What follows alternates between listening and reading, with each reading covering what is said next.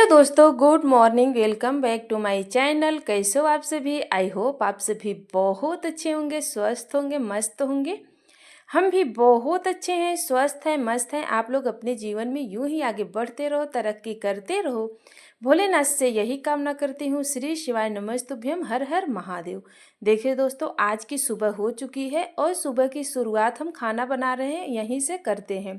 तो यहाँ पे देखिए, हम आज बनाकर दिखाएंगे कि सेम का अचार कैसे बनाया जाता है। तो यहाँ पे देखिए, सेम को मैंने उबाल ली हूँ और इसको नीर कर हम एक सेम में दो भाग किए हैं। उसके बाद इसको धुल कर रख दिए थे, उबल गया था। उबलने के बाद इसका पानी हम निकाल लिए हैं और इसको रख दिए हैं। पानी बिल्कुल निकल जाएगा तो ये सूख जाएगा। तो यहाँ पे देखिए, हम थोड़ा से लिए हैं राई, मतलब सरसों। तो यहाँ पे सरसों हम थोड़ा से तवे पे गरम कर ले रहे हैं। उसके बाद लहसुन की पत्ती और कुछ कलियाँ लेंगे। तो यहाँ पे देखिए, इसको हम कुछ लहसुन की कलियाँ हम इसको छील लेंगे, छील करके रख लेंगे।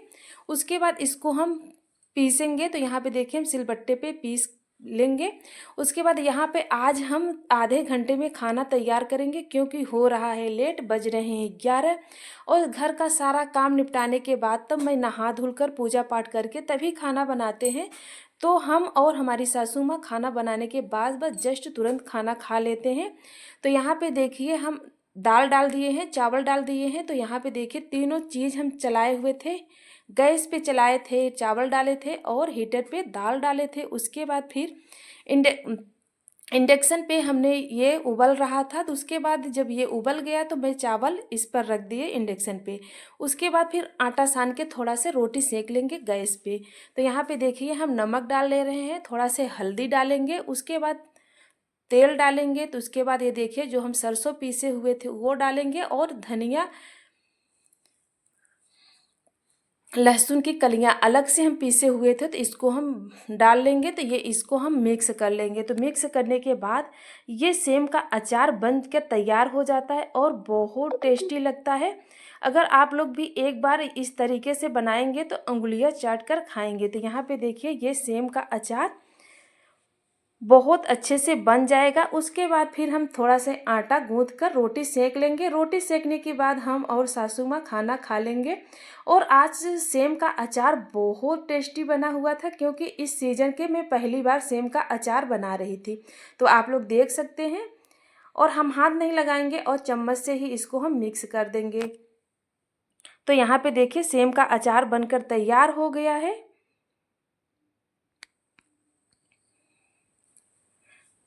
तो आज के खाने में मेरा दाल चावल रोटी और सेम का अचार था। तो उसके बाद यहाँ पे आगे खाना खाने के बाद, तो यहाँ पे देखिए, चावल मैं ज़्यादा बना लिए थे। उसके बाद में थोड़ा से चावल लेकर बनाएंगे आज कुरकुरे। तो यहाँ पे देखिए, हम थोड़ा से जवाइन डाले हुए हैं और नमक डाले हुए हैं और हल्दी डाल लिए हैं और मिक्स कर लिए हैं। उसके बाद यहाँ पे सिलबट्टे पे मैं पीस रही हैं और इसको मैं पकाऊंगी नहीं, और ऐसे हम पीस लेंगे और ऐसे ही बनाएंगे और बहुत अच्छे से कचरी बनकर तैयार हो जाता है। तो हमारे यहाँ इसको कचरी ही बोलते हैं। तो चलिए, हम फटाफट देखिए हम कैसे बनाते हैं। तो यहाँ पे देखिए, इसको हम पीस ले रहे हैं। पीसने के बाद ये बिल्कुल सिलबट्टे पे पीसने पे महीन हो जाता है। और अगर हम उबाल देते इसको, मैं फिर से पका लेते हैं ना, तो बहुत अच्छे से पक भी जाता, लेकिन मैं पकाई नहीं हूँ। तो यहाँ पे हम पीस लिए हैं। पीसने के बाद आ गए छत पे। छत पे कपड़ा भी लेकर आए थे, क्योंकि यहाँ पे बहुत ज़्यादा धूप हुई थी, क्योंकि टाइम भी हो रहा था, 1 बज रहे थे। तो यहाँ पे देखिए, हम कपड़ा डाल दे रहे हैं।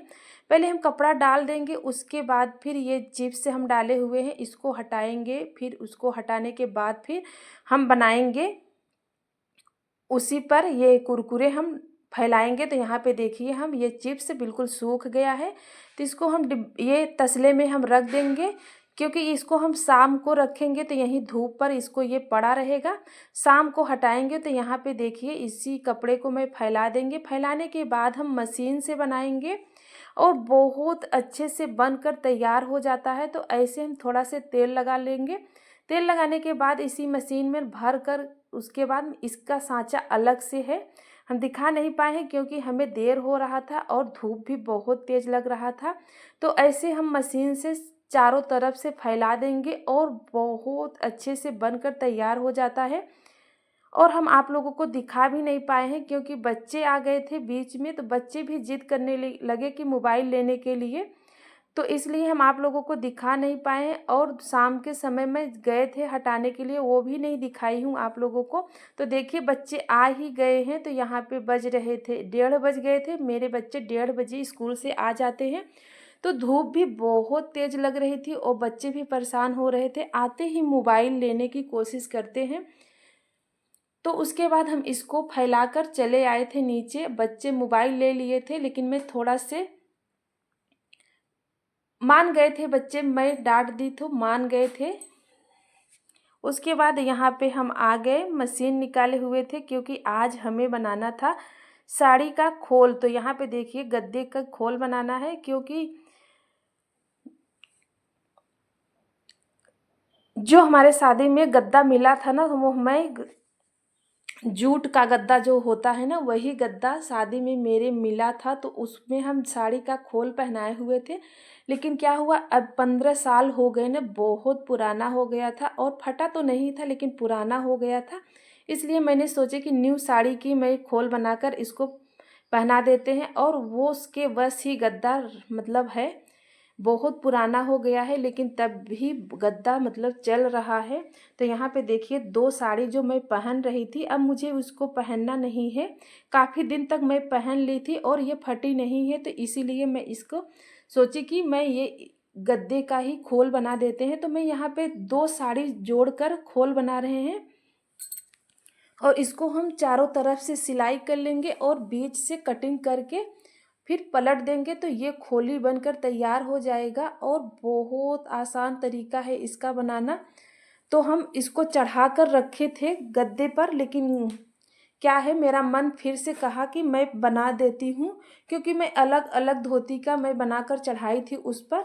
उसके ऊपर से चद्दर बिछा लेते हैं तो अच्छा भी लगता है। तो यहाँ पे देखिए हम चारों तरफ से सिलाई कर लेंगे, फिर उसके बाद बीच से कटिंग कर देंगे और तैयार हो जाएगा गद्दा बनकर। तो आप लोग भी देख सकते हैं, और आप लोग अगर नहीं बनाए हैं तो ऐसे बनाकर आप लोग भी गद्दे पर चढ़ा सकते हैं।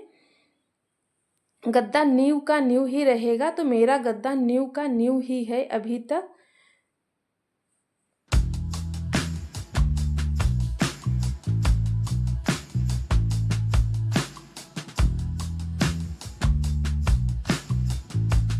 और घर के सारे काम निपटाने के बाद ही जब मुझे टाइम थोड़ा से मिलता है तब मैं बैठ जाती हूँ सिलाई करने के लिए। बस ज़्यादा मैं सिलाई नहीं करती हूँ, बस थोड़ा थोड़ा 1 घंटे 1.5 घंटे जैसे मेरे पास टाइम मिलता है बस वैसे ही सिलाई करती हूँ। अगर एक ब्लाउज़ सिलना होता है तो 2 से 3 दिन लग सकता है और 4 दिन भी लग सकते हैं, क्योंकि समय ही नहीं मिलता है। कुछ ना कुछ करती रहती हूँ क्योंकि मुझे सारा काम करना है और मार्केट भी जाना है। तो आज मैं मार्केट नहीं गई हूँ, लेकिन कल ज़रूर जाऊँगी मार्केट, क्योंकि बहुत होली भी आ रही है और सामान भी लेना है। तो इसलिए मैं जाने वाली थी और नहीं जा पाए, तो कल तो ज़रूर ही जाना पड़ेगा। तो इसलिए मुझे अंदर घर का काम बाहर का काम सभी देखना पड़ता है, इसलिए मेरे को टाइम बिल्कुल नहीं मिल पाता है। तो जैसे मिलता है वैसे मैं बैठ जाती हूँ सिलाई करने के लिए और अपना ब्लाउज खुद के सिल कर पहनती हूँ, दूसरे से नहीं सिलवाते हैं। तो यहाँ पे देखिए ये सिलाई हो रही। अगर आज की वीडियो आप लोगों को अच्छी लगी हो तो लाइक कीजिएगा, सब्सक्राइब कीजिएगा, शेयर कीजिएगा, कमेंट कीजिएगा। कमेंट में ज़रूर बताना कि आज की वीडियो आप लोगों को कैसे लगी। तो यहाँ पे सिलाई हो चुकी है। उसके बाद हम गद्दे को पहनाकर आप लोगों को दिखा रहे हैं, तो आप लोग देख सकते हैं। तो ये 2 गद्दे हैं, दोनों में मैं पहना दिए हैं।